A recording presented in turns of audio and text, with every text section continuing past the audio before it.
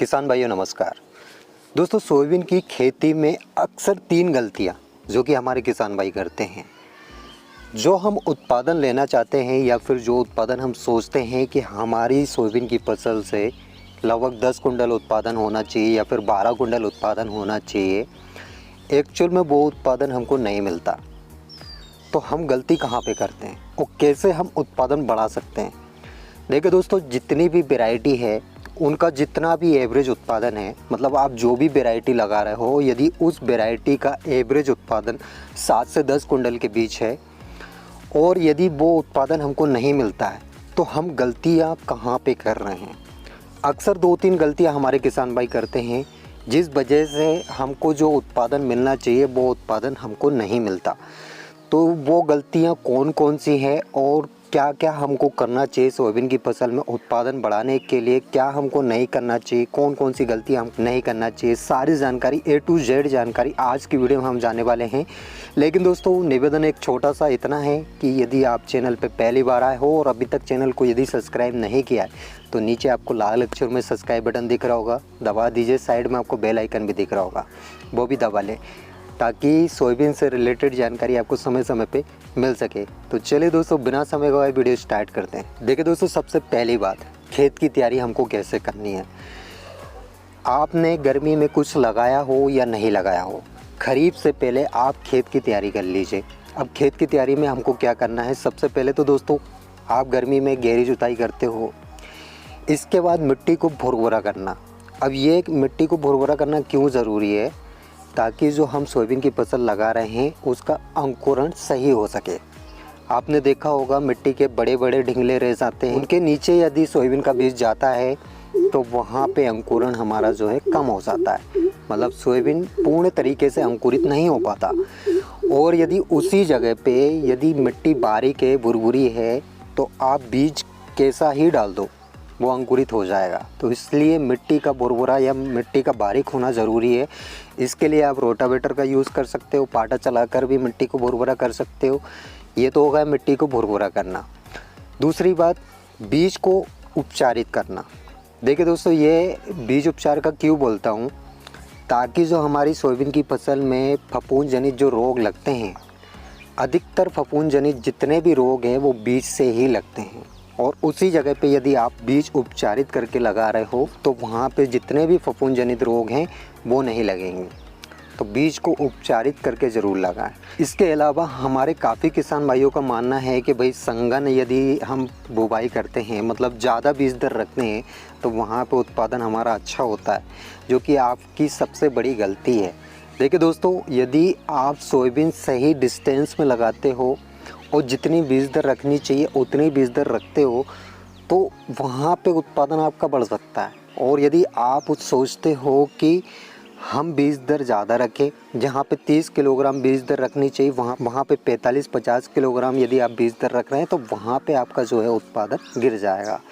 भले ही आपको शुरुआत में सोयाबीन की फसल अच्छी लगेगी, मतलब शुरुआत में आपको ये लगेगा कि हमारी सोयाबीन की फसल बहुत बढ़िया जमी है, इस बार उत्पादन अच्छा मिलेगा, लेकिन छोटे दाने रह जाएंगे, बारीक दाने रह जाएंगे और फसल ग्रोथ इतनी ज़्यादा हो जाएगी कि आपकी सोयाबीन की फसल आड़ी भी हो सकती है। तो बीज दर जितनी रखनी चाहिए उतनी ही रखें। जो भी आप वैरायटी लगा रहे हो उसकी बीज दर 25 केजी बताई है तो 25 केजी ही रखें, ज़्यादा से ज़्यादा 30 केजी तक चलेगा। यदि आप 45 केजी रखते हो तो वहाँ पे आप गलती कर रहे हो। इसके अलावा दोस्तों, वैरायटी का ऐसे चुनाव करें, जैसे यदि आपके खेत में पानी भरा रहा है, पानी भराने वाली समस्या है आपके खेत में, लंबे समय तक पानी भरा रहता है, पानी निकल नहीं पाता, तो उस जगह पे आप लेड वैरायटी लगाएं। मतलब यदि ऐसी समस्या है कि आपके खेत में पानी भरा रहता है या फिर पानी निकल नहीं पाता है तो उस कंडीशन में आप लेड वैरायटी लगाएं। लेड वैरायटी में बहुत सारी वैरायटी है, जैसे जैस 2098 है, RBSM 1135 है, और भी बहुत सारी वैरायटी है जो 110-115 दिन में पकती है, तो वहाँ पे आप लेड वैरायटी लगाएं। और यदि पानी भराने वाली समस्या नहीं है और ऐसी कोई भी समस्या नहीं है कि पानी भराता हो या फिर कुछ भी, तो उस कंडीशन में आप अर्ली वैरायटी लगाएं।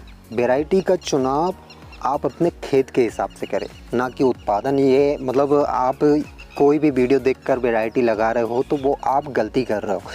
आप अपने खेत के हिसाब से वैरायटी का चुनाव करें कि भाई हमारे खेत में कैसी वैरायटी सूट है और कौन सी वैरायटी हमको लगाना चाहिए। जैसे कि मैंने अभी बताया, यदि पानी भराने वाली समस्या है तो वहाँ पे लेट वैरायटी लगाएं। पानी भराने वाली समस्या नहीं है तो आप अर्ली वैरायटी लगा दो, या फिर जो 90-95 दिन में पक जाए ऐसी वैरायटी लगा दो। सोयाबीन बुवाई में जल्दबाजी कभी ना करें। जैसे कि अधिकतर हमारे किसान भाई क्या करते हैं, पहले जब मानसून आता है तो पहली जब बारिश हो जाती है, यदि बुवाई लायक बारिश हो गई तो उसी में बुवाई कर देते हैं। ऐसी गलती बिल्कुल ना करें, क्योंकि दोस्तों काफ़ी लंबे समय से हमारी जो मिट्टी है वो धूप ले रही है, धूप खा रही है, तो उसमें पहली गर्मी निकलना ज़रूरी है। यदि पहला पानी गिरता है तो वो उमस होगी, उस समय यदि हम बुवाई कर देते हैं तो हमारी सोयाबीन के ख़राब होने के चांसेस भी रहते हैं।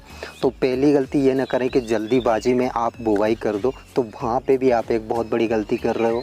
इसके अलावा दोस्तों मैंने ये भी देखा है कि काफ़ी किसान भाई सोयाबीन की फसल में नाइट्रोजन यानी यूरिया का छिड़काव करते हैं, तो ये गलती भी आप ना करें। देखिए दोस्तों, सोयाबीन तिलहन वर्गीय फसल है और ये दलहन वर्गीय में भी आती है। हालांकि इसकी दलहन खाई नहीं जाती क्योंकि इसमें दुर्गंध आती है। यदि दुर्गंध नहीं आती तो इस खाने में भी उपयोग की जाती, लेकिन दुर्गंध के कारण इसकी दाल को खाया नहीं जाता।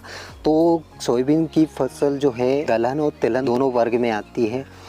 तो इसकी जो गांठें रहती है, आप कभी भी उखाड़ के देखना, जो 21-22 दिन का हो जाए उसमें आपको छोटी छोटी गांठें दिखाई देगी।